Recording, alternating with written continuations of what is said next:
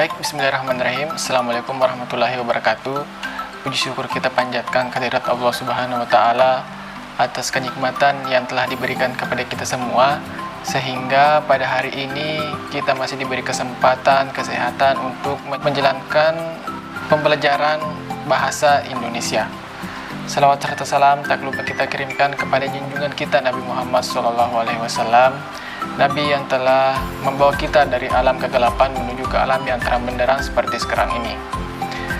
Yang saya hormati Bapak, Ibu Guru, serta anak-anakku sekali. Pada kesempatan kali ini mungkin anak-anakku sudah bertanya-tanya siapa orang sih yang berada di video ini.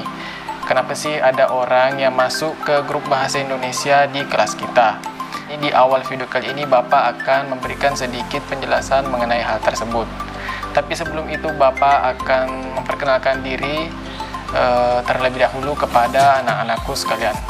Perkenalkan, nama saya Andi Fikri Amran, asal daerah saya dari Kabupaten Wajo. Saya melanjutkan pendidikan saya di salah satu kampus di Makassar ini, yaitu Universitas Muhammadiyah Makassar. Di Universitas Muhammadiyah Makassar ini saya mengambil jurusan Bahasa Indonesia.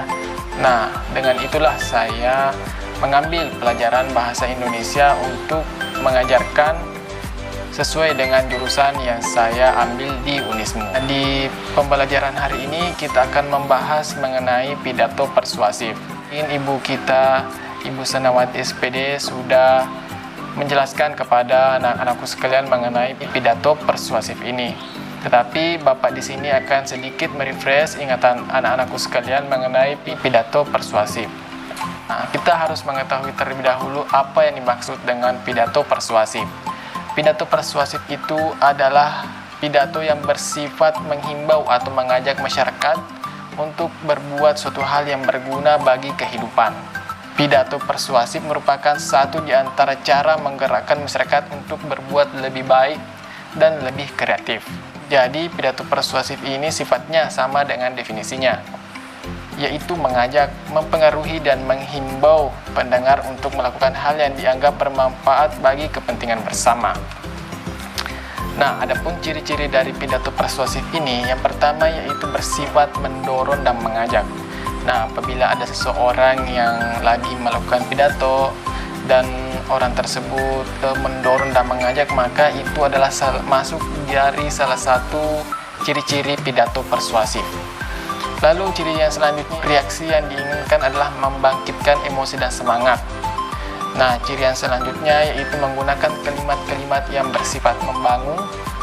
Dan ciri yang terakhir adalah menyertakan topik permasalahan yang akan dibahas dan dijelaskan.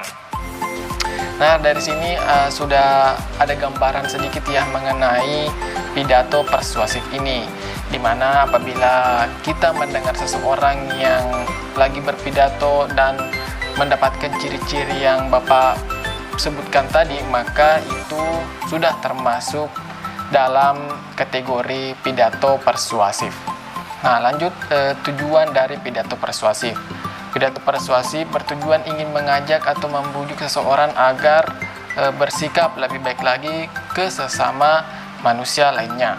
Nah, contohnya apabila ada seseorang yang berpidato mengenai kebersihan lingkungan misalnya, maka tujuan dari pidato tersebut bukan tak lain hanya untuk membuat orang-orang yang mendengar atau membaca pidato tersebut akan tidak lagi untuk membuat sampah sembarangan dan mereka mengubah kebiasaan lamanya yang buruk menjadi baik, yaitu membuang sampah kepada tempatnya. Nah, lanjut adapun prinsip-prinsip pidato persuasif di sini, yaitu membujuk dan konsistensi. Yang kedua yaitu membujuk demi perubahan-perubahan kecil. Yang ketiga yaitu membujuk demi keuntungan. Adapun struktur pidato persuasif yang akan Bapak sampaikan kepada kalian, yang pertama yaitu pembukaan. Nah, di mana apabila seseorang ingin melakukan pidato persuasif, maka tahap awal yang orang tersebut akan lakukan yaitu membuka pidato tersebut. di mana pembukaan di sini termasuk salam pembuka, ucapan penghormatan, ucapan syukur, itu termasuk dalam pembukaan pidato. Nah, yang selanjutnya yaitu adalah isi dari pidato. Isi dari pidato adalah bagian yang paling penting karena dalam hal ini mengandung inti dari sesuatu yang akan diangkat pada pidato ini. Nah, yang ketiga atau yang terakhir yaitu penutup pidato. Ya, penutup pidato ini biasanya memuat seperti kesimpulan secara ringkas, permintaan maaf kepada pendengar jika ada salah kata dan lain-lain. Adapun langkah-langkah untuk menulis pidato persuasif yaitu yang pertama mempelajari topik. Nah, kita harus mempelajari topik dulu nih, mengetahui topik apa yang kita akan angkat apabila kita ingin berpidato nanti.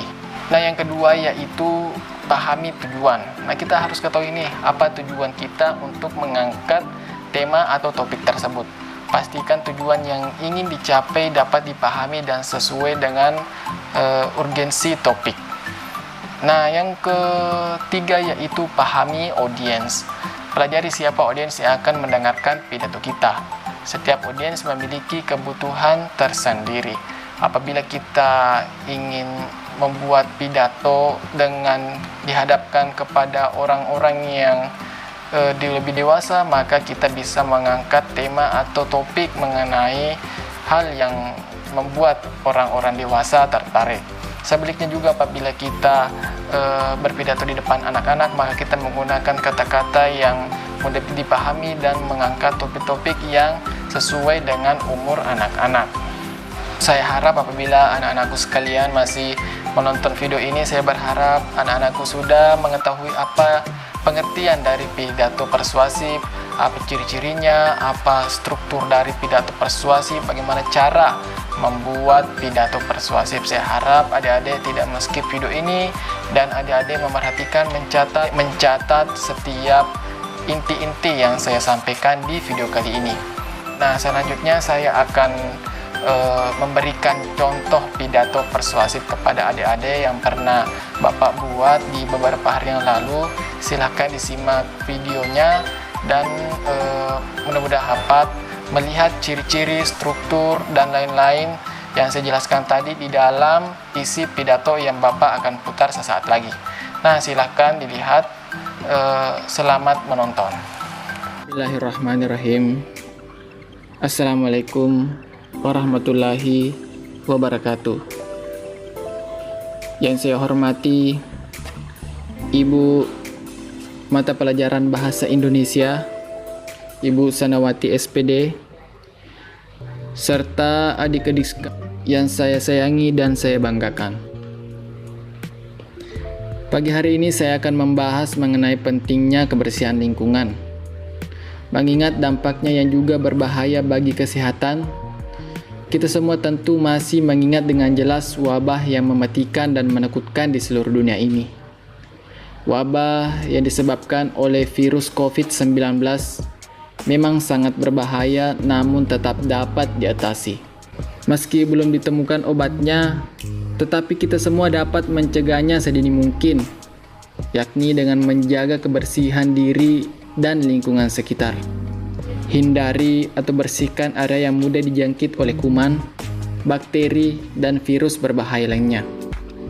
Serta harus rajin untuk mencuci tangan, kaki, dan mandi minimal 2 kali sehari. Segala penyakit yang datang pada diri manusia sebenarnya dapat dicegah, dihindari, bahkan diatasi mandiri dengan berbagai cara. Obatnya pun belum ada, sehingga cara satu-satunya yang dapat kita lakukan yakni menjaga daya imun tubuh. Kita semua harus memulai untuk menjaga kebersihan dan melatihnya sejak dini. Mari kita rajin untuk mencuci tangan dengan sabun, jaga kebersihan, memakan makanan yang sehat, tidak lupa untuk menjalankan secara rutin hal tersebut. Dengan begitu, segala penyakit yang menghampiri kita pasti akan takut. Tetaplah percaya diri kawan. Jagalah kesehatan dan kebersihan dengan penuh percaya diri. Saya akhiri dulu pidato sampai di sini. Semoga bermanfaat bagi kita semua. Mohon maaf jika ada salah dan kurang. dan terima kasih banyak atas perhatiannya. Wassalamualaikum warahmatullahi wabarakatuh. Itulah tadi pidato singkat yang sudah saya bagikan kepada anak-anakku. Mudah-mudahan anak-anakku sekalian ini bisa memahami mengenai apa yang saya maksud dari pidato singkat tersebut. Nah, selanjutnya kita akan bersama-sama untuk membuat apa gagasan pokok dari pidato tersebut.